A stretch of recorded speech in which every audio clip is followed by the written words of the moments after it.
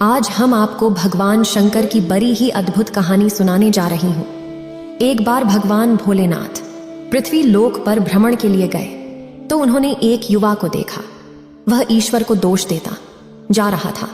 वह अपने जीवन से निराश था, दुखी था। तब भगवान शंकर बौद्ध भिक्षु का रूप धारण करके उस युवा को असली दुख के बारे में ज्ञान देते हैं। तो चलिए इस कहानी के माध्यम से समझते हैं कि असली दुख क्या होता है। अगर आप यह कहानी सुन रहे हैं तो पूरा सुनिए। इस कथा को आधा अधूरा छोड़कर जाने की गलती मत करिएगा, क्योंकि इस पवित्र कथा को पूरा सुनने से मनचाहा फल की प्राप्ति होगी। इसलिए इस कथा को पूरा सुने। आप शिव भक्त हैं तो भोलेनाथ का अनादर ना करें। सुख और दुख एक ही सिक्के के दो पहलू हैं। ये बात तो आपने सुनी ही होगी। सुख और दुख हमारे जीवन में लगातार आते ही रहते हैं और हमें लगता है कि हमारे जीवन में हजारों दुख हैं, हजारों समस्याएं हैं। लेकिन अगर आप वास्तविक तौर पर देखें, अगर आप इस बात को अच्छी तरह से समझें, तो आप ये समझ पाएंगे कि हमारे जीवन में केवल एक ही दुख होता है। और दुख क्या है वो हम इस कहानी के माध्यम से जानेंगे। और उस दुख का निवारण, उस दुख का समाधान क्या है, वो भी हम इस कहानी में ही जानेंगे। तो इस कहानी के अंत तक जरूर बने रहिए। एक समय की बात है, एक गांव में एक व्यक्ति रहता था। उसका नाम सोनू था। वह बड़ा आलसी था और अपने जीवन से बहुत निराश था। और उसका कारण यह था कि उसने अब तक अपने जीवन में कुछ भी हासिल नहीं किया था। वह कुछ भी नहीं करता था। उसके घर वाले भी इस बात से बहुत परेशान रहते थे। वे चाहते थे कि वे बाहर जाकर कुछ अच्छा काम करें, कोई अच्छी नौकरी कर ले, लेकिन वह उनकी एक नहीं सुनता था। उसके घर वाले दूसरों का उदाहरण देकर उसे ताने मारते थे, उसे तरह तरह की बातें कहते थे, लेकिन उसे कोई फर्क नहीं पड़ता था। जबकि उसके सारे मित्र कामयाब हो चुके थे। कोई अच्छा व्यापार कर रहा था तो कोई अच्छी नौकरी कर रहा था, जिस कारण जब भी वो लोग मिलते तो वे लोग अपनी बढ़ चढ़कर बड़ाई किया करते। लेकिन सोनू कुछ नहीं करता था, जिस कारण जब भी कोई उससे पूछता कि तुम क्या कर रहे हो, तो वह कुछ नहीं कह पाता। उसे यह कहने में बहुत शर्म महसूस होती थी कि वह कुछ नहीं करता। वो हमेशा सबसे केवल एक ही बात कहता था कि मैं कोशिश कर रहा हूं। लेकिन उसकी कोशिशों का कोई भी फल किसी को नजर नहीं आ रहा था। देखते ही देखते अब ऐसा समय आ चुका था कि सोनू सभी से मुंह छिपाता फिरता, ताकि कोई उसे यह न पूछ ले कि तुम क्या करते हो, जिस कारण वो कभी किसी के सामने भी नहीं आता था। धीरे धीरे उसका मन दुखी होने लगा था। वह बहुत निराश रहने लगा था। उसे अब ऐसा प्रतीत होता था मानो वह इस धरती पर बोझ है, जिस कारण वो अपने आप को बहुत अकेला महसूस करता, बहुत तन्हा महसूस करता। एक दिन तो उसके मन में ये भी विचार उत्पन्न होने लगे कि मेरे हाथों में कुछ नहीं है तो मैं क्या कर सकता हूँ। अकेले बैठकर वह रोता रहा और भगवान को दोष देता रहा।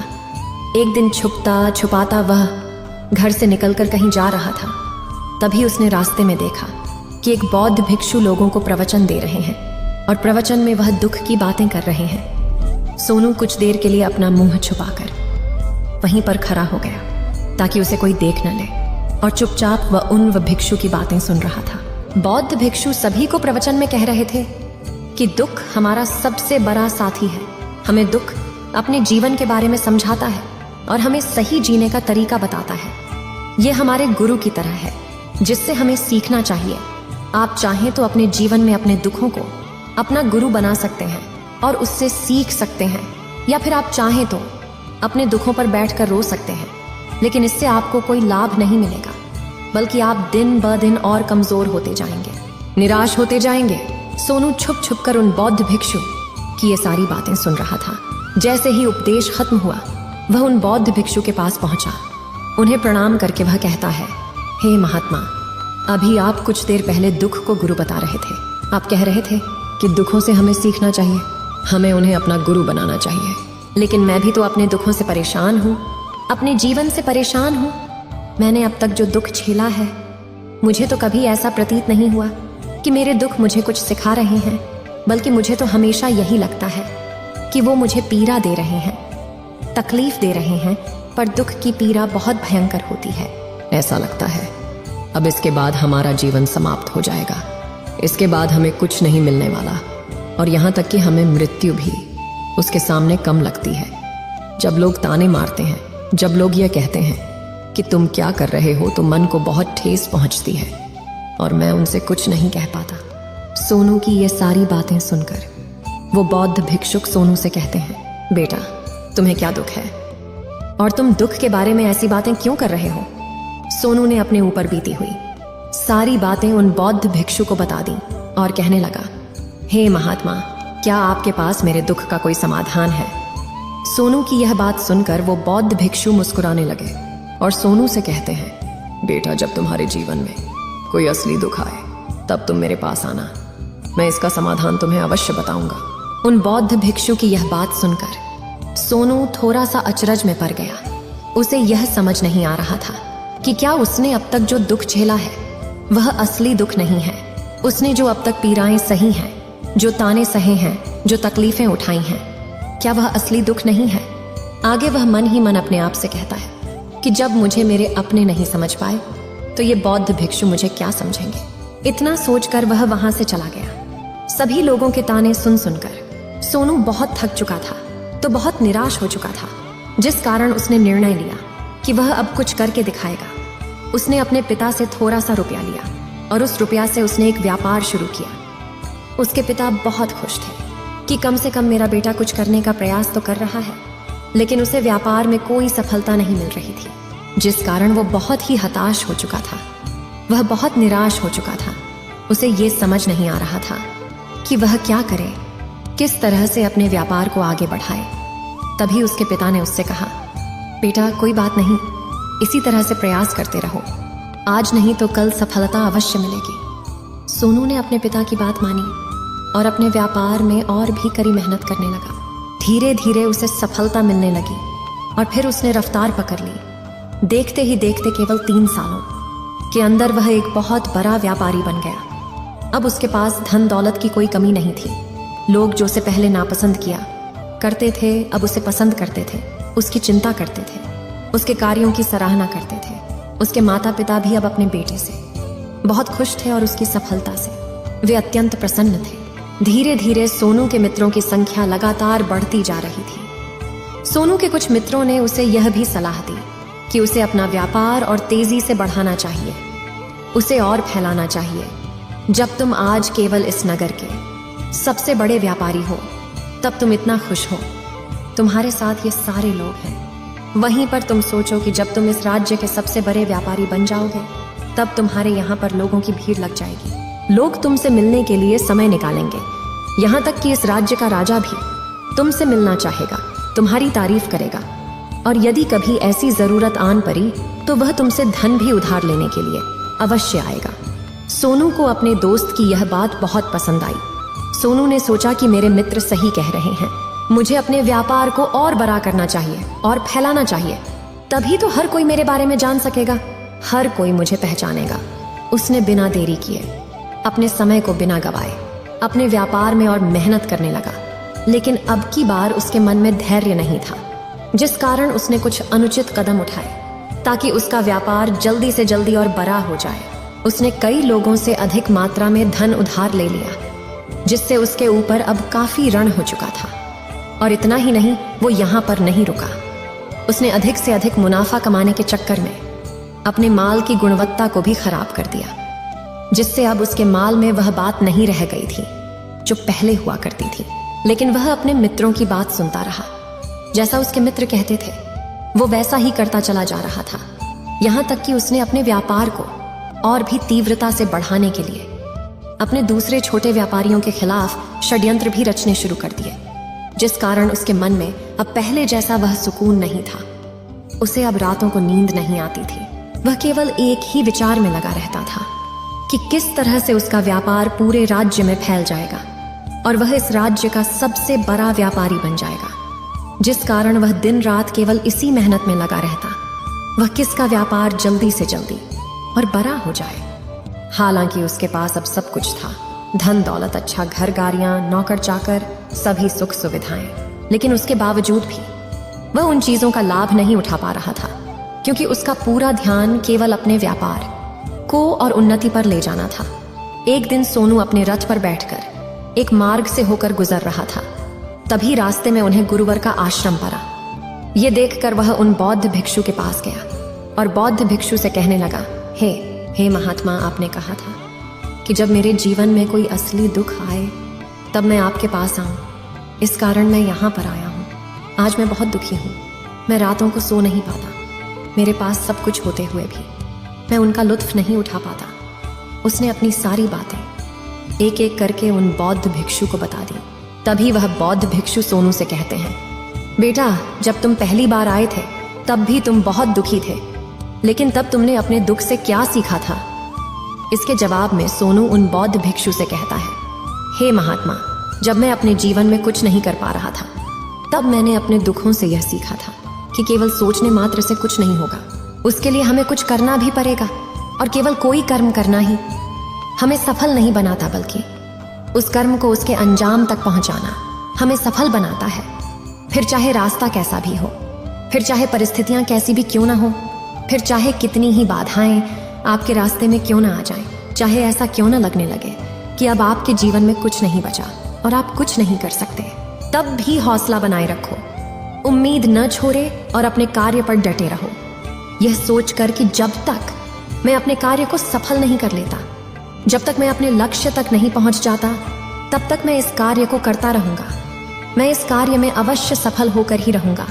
जबकि बाकी लोग केवल सफल लोगों को महत्व देते हैं, उनके कर्मों को नहीं। सोनू की ये सारी बातें सुनकर वह बौद्ध भिक्षु मुस्कुराने लगे और इस सोनू से कहते हैं, बेटा, जब तुम्हारे जीवन में असली दुख आए तब तुम मेरे पास आना, मैं तुम्हारी समस्या का समाधान अवश्य करूंगा। इतना कहकर वह बौद्ध भिक्षु वहां से उठकर चले गए। सोनू एक बार फिर से उनकी ये बातें सुनकर आश्चर्यचकित रह गया। उसे अब यह समझ नहीं आ रहा था कि क्या उसने जो दुख देखा है, उससे जो तकलीफें अब तक सही हैं, क्या वह असली दुख नहीं है? उसके मन में अब एक सवाल उत्पन्न होने लगा कि असली दुख क्या है और इसकी पहचान क्या है, और मुझे कैसे पता चलेगा कि इस समय में असली दुख मैं हूं। लेकिन उसने कुछ नहीं कहा। वह यह सब सोच ही रहा था कि तभी वह बौद्ध भिक्षु सोनू के पास एक बड़ा सा घड़ा लेकर पहुंच जाते हैं। उस घड़े के अंदर सोने के सिक्के थे। उस घड़े को देते हुए वह बौद्ध भिक्षु सोनू से कहते हैं, बेटा, तुम इसे उस पैर के नीचे दबा दो, क्योंकि ये मेरे किसी काम का नहीं है। जब मुझे इसकी जरूरत पड़ेगी तब मैं वहां से खोद कर इसे निकालूंगा, लेकिन अभी के लिए इसे वहां पर मिट्टी के नीचे दबा दो। सोनू ने उस बौद्ध भिक्षु की बात मान ली और वो घड़ा उस पैर के नीचे जाकर मिट्टी में दबा दिया। इतना करके वह गुरुवर को प्रणाम करता है और वहां से वापस अपने घर की ओर लौट जाता है। धीरे धीरे समय बीतता गया। समय के साथ साथ सोनू व्यापार में और भी ज्यादा उन्नति कर चुका था, लेकिन माल की गुणवत्ता अच्छी न होने के कारण अब उसके व्यापार में घाटा होने लगा। और धीरे धीरे ऐसा समय आया कि उसका व्यापार पूरी तरह से चौपट हो गया। अब उसके पास कुछ नहीं बचा था, बल्कि उसने जो कर्जे लिए थे वो कर्जे भी अब उसे चुकाने थे। लेकिन वह तो यह सोचकर निश्चिंत था कि उसने जो कुछ भी कर्जे लिए हैं वो कर्जे उसने अपने मित्रों से लिए हैं, जिस कारण वह उन्हें लौटाने में थोड़ी देर अवश्य कर सकता है। वह तो यह सोच रहा था कि उसके मित्र उसका बुरे समय पर साथ देंगे, लेकिन सबसे पहले उसके मित्र ही उसे अपना कर्ज वापस लौटाने की मांग करने लगे। तब सोनू को एहसास हुआ कि कोई भी अपना नहीं है।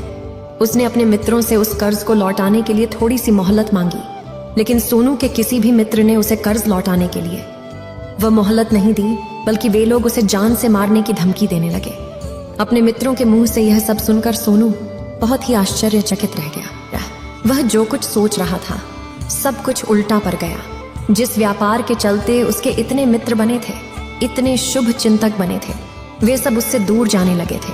हर कोई उससे पीछा छुड़ाना चाहता था, कोई भी उसका साथ नहीं देना चाहता था। धीरे धीरे उसकी सारी संपत्ति नीलाम हो गई। अब उसके पास कुछ नहीं बचा था। वह सड़क पर आ चुका था। उसने हार मानकर अपने माता पिता से कहा, पिताजी, मेरी मदद कीजिए, मेरे ऊपर बहुत ऋण है, मुझे उसे लौटाना है, कृपा करके मुझे थोड़ा सा धन दे दीजिए। इस पर सोनू के पिता ने सोनू से कहा, बेटा, मेरे पास तो ले देकर बस यही एक छोटा सा घर है। अगर ये अभी मैं तुम्हें दे दूं, यदि मैं इसे भी बेच दूं, तो मैं और तुम्हारी माँ कहाँ रहेंगे? हमें भी दर दर की ठोकरें खानी पड़ेगी, हमें भी सड़कों पर भीख मांगनी पड़ेगी। ले देकर अब हमारे पास केवल यही संपत्ति बची है, इसलिए मैं तुमसे क्षमा मांगता हूँ। अपने माता पिता के मुख से यह सुनकर सोनू चुपचाप वहां से चला गया और मन ही मन वह सोच रहा था कि अब मेरे पास कुछ नहीं बचा।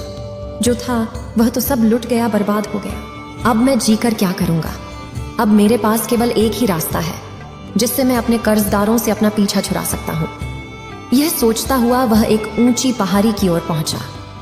वह पहाड़ी पर चढ़ता ही जा रहा था कि तभी उसे याद आया कि उन बौद्ध भिक्षु ने कहा था कि जब तुम पर असली दुख आए तभी तुम मेरे पास आना, मैं तुम्हारी समस्या का समाधान अवश्य करूंगा। यह सोचकर सोनू के मन में एक बार फिर उम्मीद की। वह लहर दौड़ पड़ी।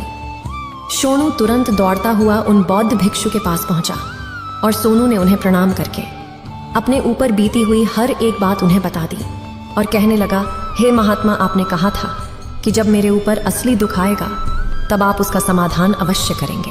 तभी वह बौद्ध भिक्षु सोनू की इस बात को सुनकर मुस्कुराने लगे और कहते हैं, बेटा, कहाँ है असली दुख? जब तुम्हारे जीवन में असली दुख आएगा तो मैं उसका समाधान अवश्य करूंगा। उन बौद्ध भिक्षु के मुख से यह सुनकर सोनू के सब्र का बांध टूट गया और सोनू ने उन बौद्ध भिक्षुओं से कहा, हे महात्मा, आखिरी असली दुख क्या होता है? क्या मैंने आज तक जो भी दुख झेला है, जो भी तकलीफें आज तक मैंने सही हैं, क्या ये दुख नहीं है? क्या इसे दुख नहीं कहते? तभी वो बौद्ध भिक्षु सोनू से कहते हैं, बेटा, पहले तुम मुझे ये बताओ कि तुमने अपने दुख से क्या सीखा है। इसका जवाब देते हुए सोनू उन बौद्ध भिक्षु से कहता है, हे महात्मा, मैंने तो यही देखा है कि जो लोग तुम्हारी तरक्की में तुम्हारा पीछा करते हैं, तुम्हारे साथ जुड़ते हैं, वो लोग तुम्हें अवश्य धोखा देंगे, क्योंकि ऐसे लोग बुरे समय पर तुम्हारा साथ नहीं देने वाले, बल्कि तुम्हारा फायदा उठाने का ही वह प्रयास करेंगे। इसलिए ऐसे लोगों पर भरोसा न करें, बल्कि जो लोग तुम्हारी असफलता के समय पर, तुम्हारे बुरे समय पर तुम्हारे साथ खड़े हैं, वही तुम्हारे असली मित्र हैं और वही तुम्हारे साथ रहते हैं। और ऐसे लोग तुम्हें बहुत कम मिलते हैं, और जिन्हें भी ऐसे लोग मिलते हैं उन्हें हमेशा उनकी कद्र करनी चाहिए। आगे सोनू उन बौद्ध भिक्षु से कहता है कि जब तुम कोई कार्य कर रहे हो तो उसे पूरी ईमानदारी से करो, धैर्य रखो, लालच न करो और अपने लक्ष्य तक पहुंचने के लिए किसी के लिए भी कोई षड्यंत्र न रचो, क्योंकि ऐसा करने से तुम्हारे साथ ही बुरा होगा और तुम्हें हमेशा नुकसान में रहोगे। सोनू की ये सारी बातें सुनकर बौद्ध भिक्षु उस पैर के पास पहुंचे। उन्होंने गड्ढा खोदा और वह घड़ा निकालकर उस सोनू के हाथ में थमा दिया, जिसमें सोने के सिक्के भरे हुए थे। वह घड़ा सोनू के हाथ में थमाते हुए उन बौद्ध भिक्षुओं ने कहा, लो इसे पकड़ो, और जब तुम्हारे जीवन में असली दुख आए तब तुम मेरे पास आना, मैं इसका समाधान अवश्य करूंगा। सोनू अब भी बड़ी अचरज में था। उसे यह समझ नहीं आ रहा था कि आखिर ये असली दुख है क्या, लेकिन उसने अपने हाथों में पड़े हुए उस घड़े को देखा जिसके अंदर सोने के सिक्के थे। ये देखकर उसे मन ही मन ये लगा कि चलो, अब तो थोड़ी सी राहत अवश्य हो जाएगी। मैं अपने मित्र का वो कर्ज लौटा सकूंगा और एक नया व्यापार भी फिर से आरंभ कर सकूंगा।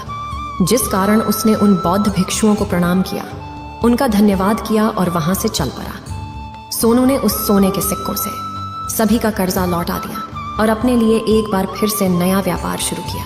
व्यापार छोटा था, लेकिन अब की बार सोनू बहुत खुश था। उसने पूरी ईमानदारी, मेहनत और लगन के साथ अपने व्यापार पर काम किया और देखते ही देखते एक बार फिर से वह एक बड़ा व्यापारी बन गया। लेकिन अब की बार वो बहुत खुश था, क्योंकि इस बार उसने कोई लालच नहीं की, न ही किसी के लिए षड्यंत्र रचा, बल्कि उसने पूरी ईमानदारी और मेहनत के साथ अपने व्यापार पर काम किया।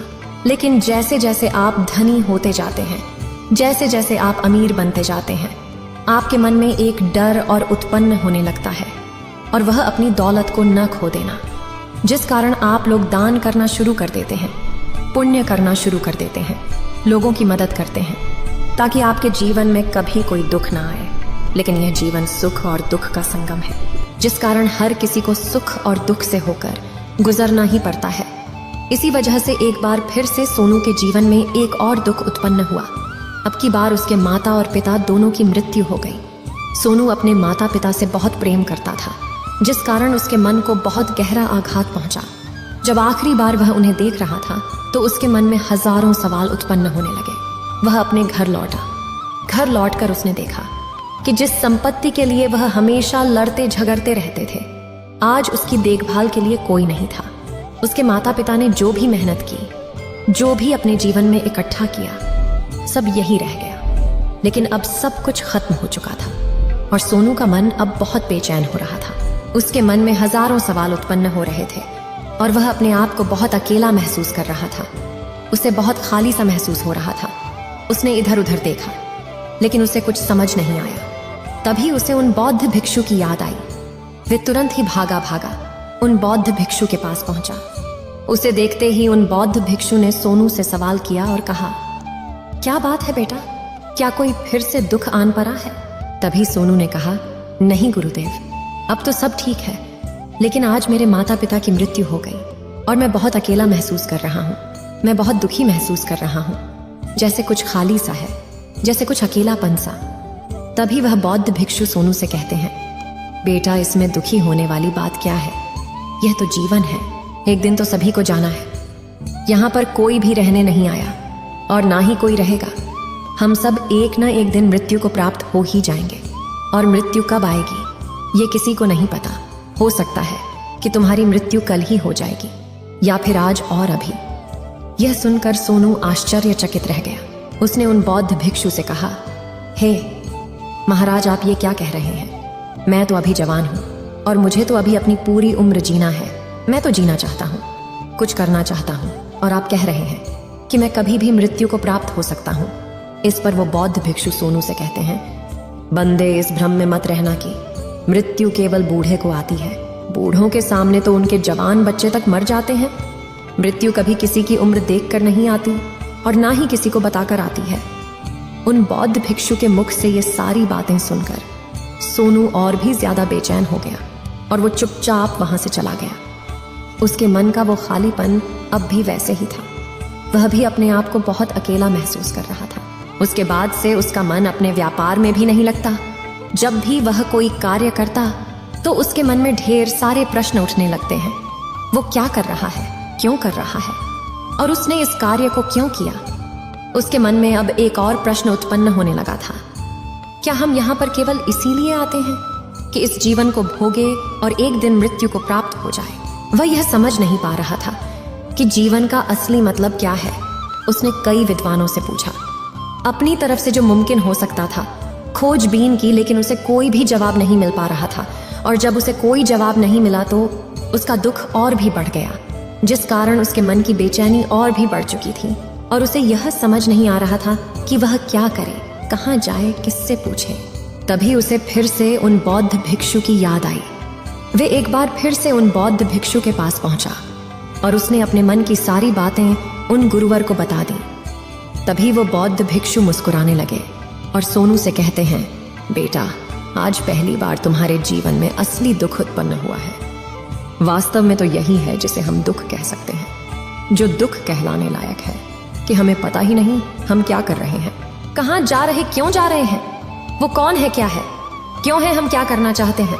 तभी सोनू ने कहा, हे महात्मा, मेरे इस दुख का समाधान कीजिए, मुझे इस दुख का निवारण दीजिए।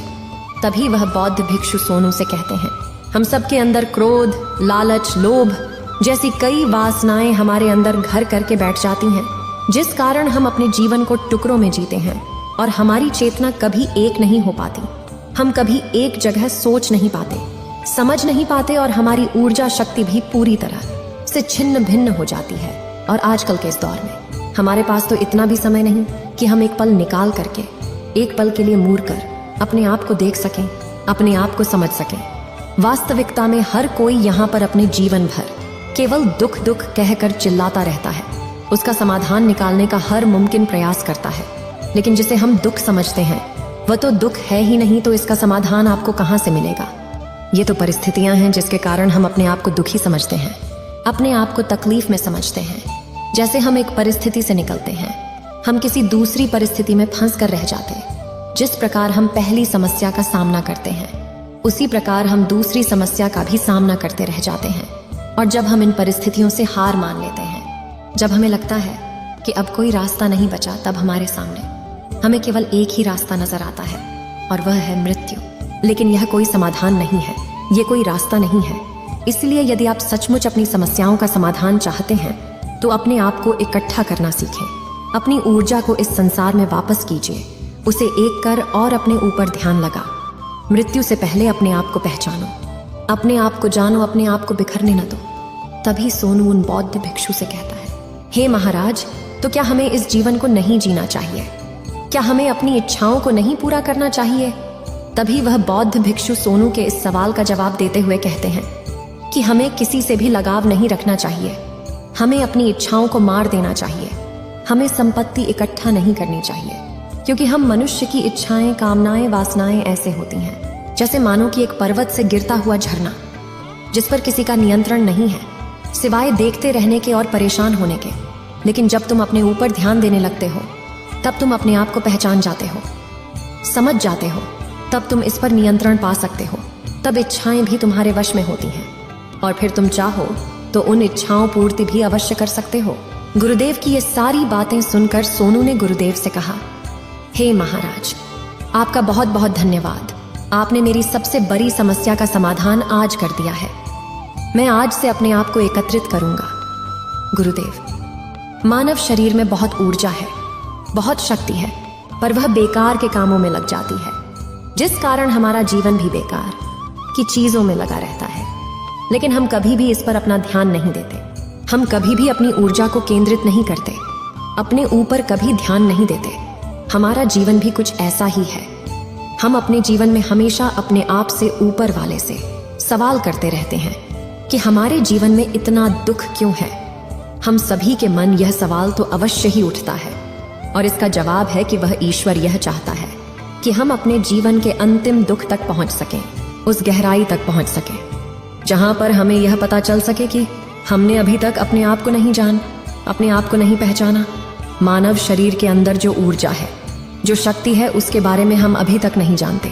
हम अपने आप को चाहे तो एकत्रित कर सकते हैं, अपने आप पर नियंत्रण पा सकते हैं, लेकिन हम अपनी इस ऊर्जा का बेअर्थ उपयोग करते रहते, व्यर्थ की चीजों में लगा देते, जिस कारण हम अपने आप को कभी नहीं पहचान पाते और ना ही कभी अपने आप पर नियंत्रण पा सकते हैं।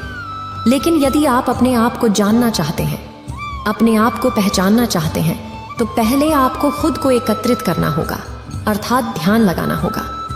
ध्यान से ही आप अपने दुखों की उन समस्याओं का समाधान निकाल सकते हैं और तभी आप अपने आप को पहचान सकते हैं, जान सकते हैं और अपने जीवन के हर दुखों का समाधान भी कर सकते हैं। इस वीडियो को बोलते समय कोई त्रुटि हो तो मैं क्षमा चाहती हूँ। उम्मीद है आप सभी को ये वीडियो अच्छी लगी होगी। अगर आप शिव के सच्चे भक्त हैं तो चैनल को सब्सक्राइब और वीडियो को लाइक करके कमेंट में हर हर महादेव लिख दीजिए।